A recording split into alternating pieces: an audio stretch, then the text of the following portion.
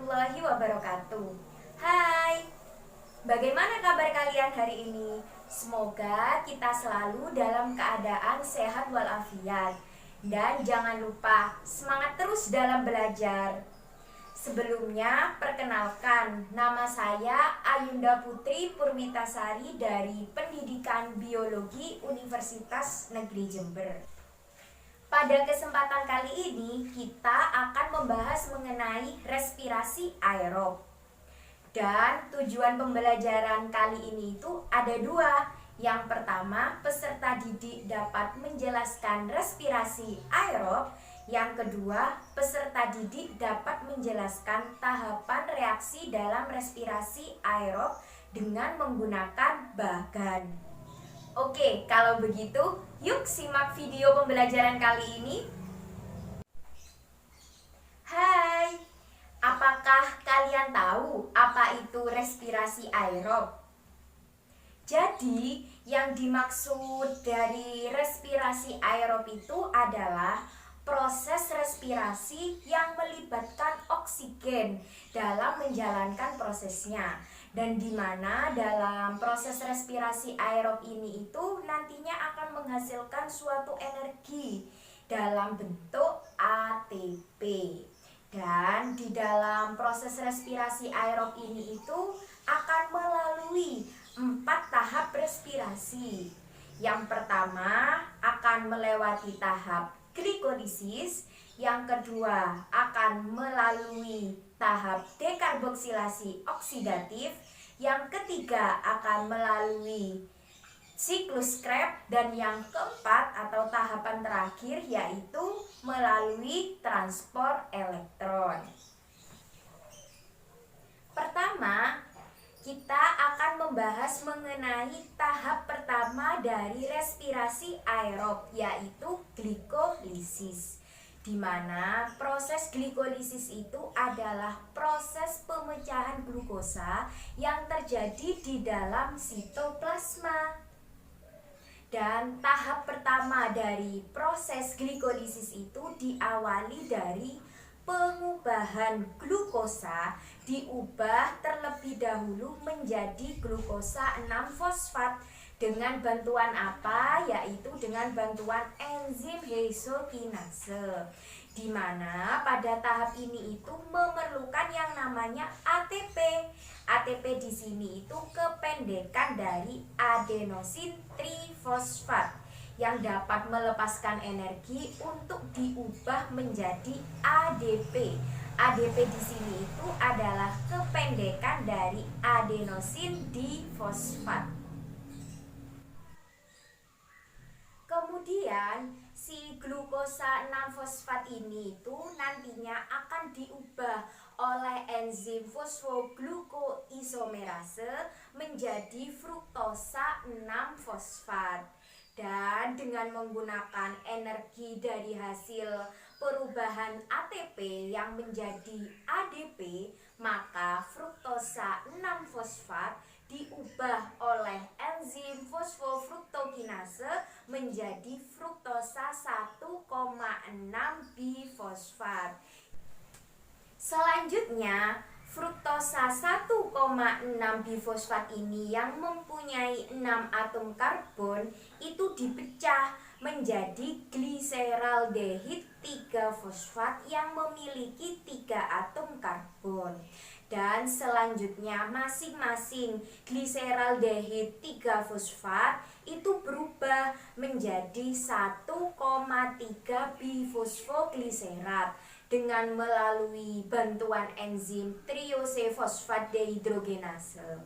Dan dalam tahap ini juga terjadi transfer elektron sehingga NAD+ itu berubah menjadi NADH, dan juga terjadi pengikatan fosfat anorganik dari sitoplasma. Selanjutnya terjadi terjadi perubahan 1,3 bifosfogliserat menjadi 3 fosfogliserat. Dengan apa? Dengan bantuan enzim fosfogliserokinase. Pada tahap ini juga terjadi pembentukan 2 molekul ATP dengan menggunakan gugus fosfat yang sudah ada pada reaksi sebelumnya. Dan selanjutnya terjadi perubahan 3 fosfogliserat menjadi 2 fosfogliserat. Karena apa hal ini dapat terjadi? Karena ada enzim fosfogliseromutase yang memindahkan gugus fosfatnya. Dan tahap selanjutnya itu nantinya akan terjadi perubahan 2 fosfogliserat menjadi 2 fosfoenol pirufat dengan bantuan enzim enolase dan pembebasan 2 molekul air. Dan untuk tahap terakhir yaitu nantinya 2 fosfoenol pirufat ini itu akan berubah menjadi asam pirufat dengan melalui bantuan enzim pirufat kinase dan sehingga itu nantinya akan menghasilkan 2 molekul ATP. Jadi dapat kita simpulkan bersama-sama bahwa dalam proses glikolisis itu menghasilkan 2 ATP, 2 NADH, 2 asam pirufat dan juga 2 molekul air. Itu tadi adalah penjelasan dari serangkaian tahapan dari glikolisis. Selanjutnya, mari kita membahas tahap kedua dari respirasi aerob, yaitu dekarboksilasi oksidatif, di mana tahap dekarboksilasi oksidatif ini itu terjadi di matriks mitokondria, di mana bahan dasar dari dekarboksilasi oksidatif ini itu adalah 2 asam pirufat yang masing-masing itu memiliki 2 atom karbon yang dihasilkan dari proses glikolisis tadi. Lalu si 2 asam pirufat ini itu akan diubah menjadi 2 asetil-CoA yang memiliki 2 atom karbon, di mana hasil sampingannya juga ada 2 molekul karbon dioksida. Selain itu, dalam tahap ini juga mampu mengubah NAD+ menjadi NADH dengan cara apa? Dengan cara menangkap elektron. Oke, itu tadi adalah penjelasan dari proses dekarboksilasi oksidatif. Sehingga dapat kita simpulkan bersama-sama bahwasanya dalam proses dekarboksilasi oksidatif ini itu menghasilkan 2 asetil-CoA, 2 molekul karbon dioksida dan juga 2 NADH. Selanjutnya kita akan membahas tahap ketiga dari respirasi aerob, yaitu siklus Krebs, di mana pada proses siklus Krebs ini itu terjadi pada matriks mitokondria, di mana pada tahap siklus Krebs ini itu diawali dari asetil-CoA yang masuk ke siklus Krebs dengan melepaskan koenzim A, di mana 2 atom karbonnya ini tuh berikatan dengan oksaloasetat yang memiliki 4 atom karbon dan membentuk asam sitrat yang memiliki 6 atom karbon. Dan selanjutnya yaitu 1 molekul air itu dikeluarkan dan 1 molekul air yang lain itu ditambahkan kembali sehingga asam sitrat yang memiliki 6 atom karbon itu membentuk isomernya menjadi asam isositrat. Selanjutnya, asam isositrat itu melepaskan gugus karboksil dalam bentuk karbon dioksida dan memberikan atom hidrogen beserta elektronnya kepada NAD+ untuk membentuk NADH. Sementara itu, asam isositrat yang memiliki 6 atom karbon itu berubah menjadi asam alfa ketoglutarat yang memiliki 5 atom karbon.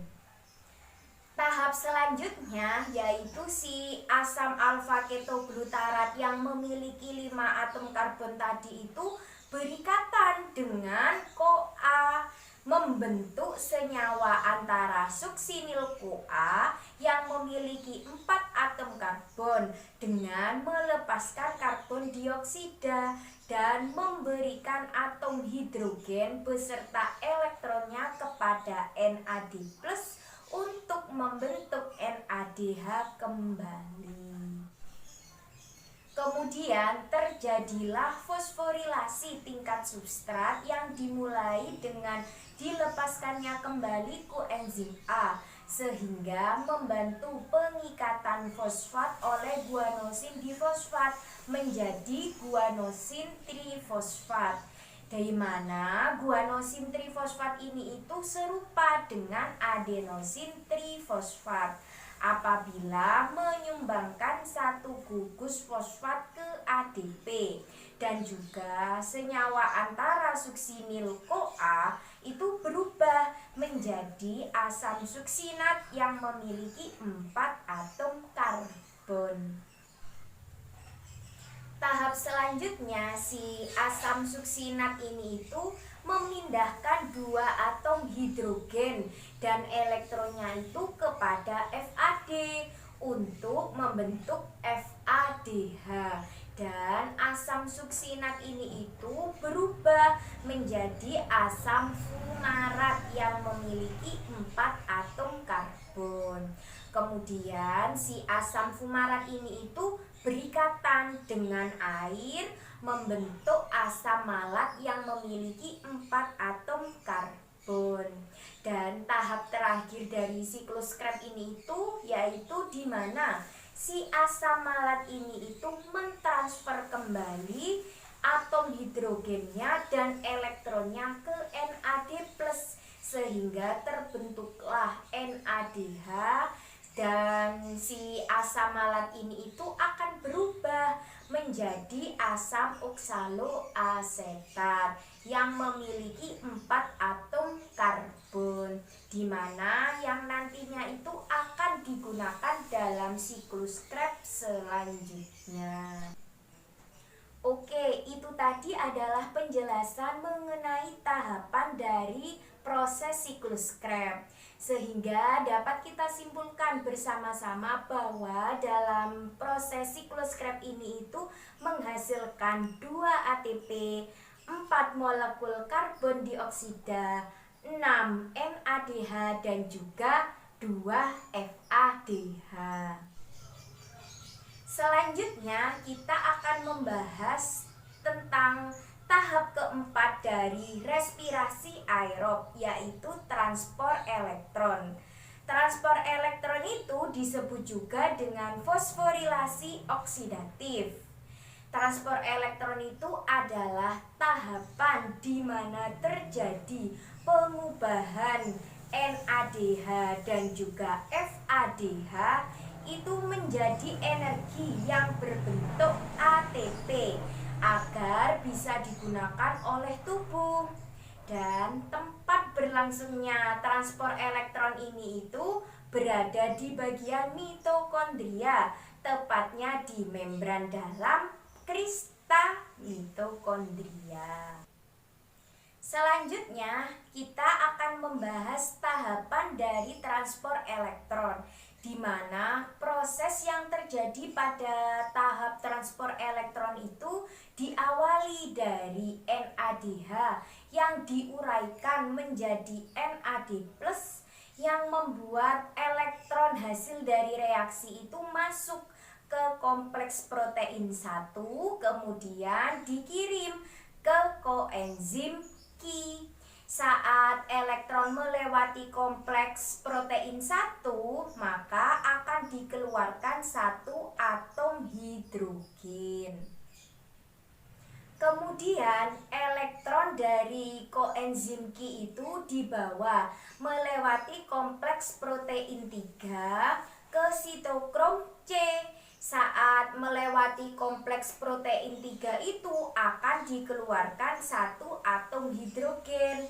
Kemudian dari sitokrom C itu elektron akan dibawa ke matriks mitokondria melalui kompleks protein 4. Saat elektron melewati kompleks protein 4, maka akan dikeluarkan satu atom hidrogen lagi.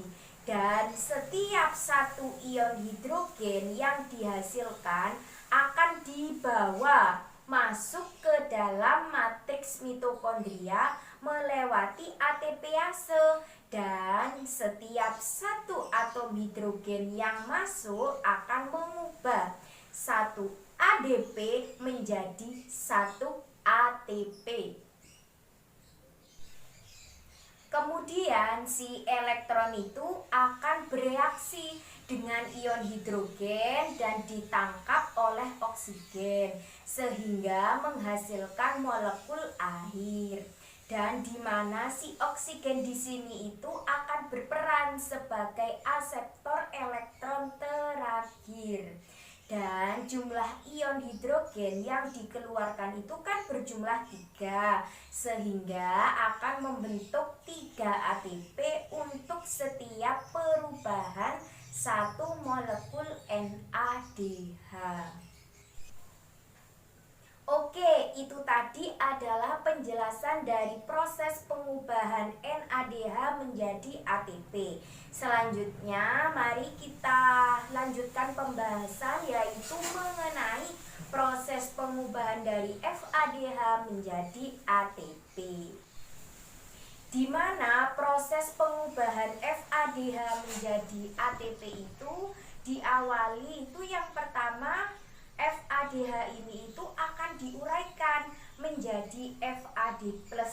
Kemudian si elektron itu akan masuk ke kompleks protein 2, lalu ke koenzim Q, dan berikutnya ke sitokrom C. Ketika si elektron itu melewati kompleks protein 3, maka akan dikeluarkan satu ion hidrogen. Berikutnya si elektron dari sitokrom C itu dibawa ke matriks mitokondria melalui kompleks protein 4. Dan pada saat melewati kompleks protein 4 itu juga dikeluarkan satu atom hidrogen, di mana setiap atom hidrogen itu yang terbentuk kemudian itu akan masuk ke ATPase yang mengubah ADP menjadi ATP, di mana proses selanjutnya itu elektron itu akan bereaksi dengan ion hidrogen dan ditangkap oleh oksigen sehingga menghasilkan molekul air, di mana akhirnya itu jumlah dari ion hidrogen yang dikeluarkan itu berjumlah 2 kan, untuk setiap satu molekul FADH. Jadi dapat kita simpulkan bersama-sama bahwa hasil akhir dalam proses transport elektron itu menghasilkan 10 molekul NADH dan 2 molekul FADH, di mana setiap molekul NADH itu menghasilkan 3 ATP dan setiap molekul FADH itu menghasilkan 2 ATP. Jadi kesimpulannya, total ATP yang dihasilkan dalam proses elektron itu, transport elektron itu sebanyak 34 ATP. Jadi berdasarkan penjelasan tadi itu dapat kita simpulkan bahwa Respirasi aerob itu adalah proses respirasi yang membutuhkan oksigen dalam menjalankan prosesnya. Dan hasil dari proses respirasi aerob dengan melalui 4 tahap respirasi, mulai dari melewati tahap glikolisis sampai ke dekarboksilasi oksidatif, ke siklus Krebs sampai ke transport elektron itu, sehingga dalam proses respirasi aerob ini itu menghasilkan 36 ATP. Untuk lebih jelasnya dapat kita lihat pada tabel di samping ini bahwa sebenarnya jumlah ATP yang dihasilkan dari respirasi aerob itu sebanyak 38, namun itu adalah jumlah kotornya. Namun jumlah bersihnya itu sebanyak 36 ATP.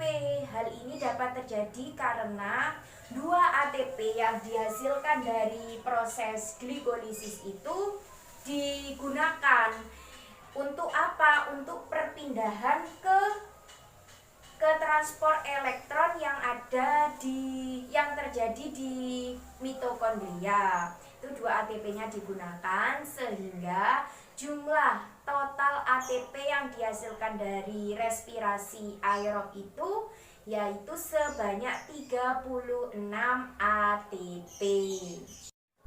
Oke, itu tadi adalah penjelasan mengenai respirasi aerob dan juga tahapan-tahapan dari respirasi aerob. Dan terima kasih karena telah menyaksikan video pembelajaran ini itu sampai akhir. Dan semoga pembelajaran hari ini itu dapat bermanfaat bagi kita semua dan ilmunya itu barokah. Saya ucapkan wassalamualaikum warahmatullahi wabarakatuh. Bye.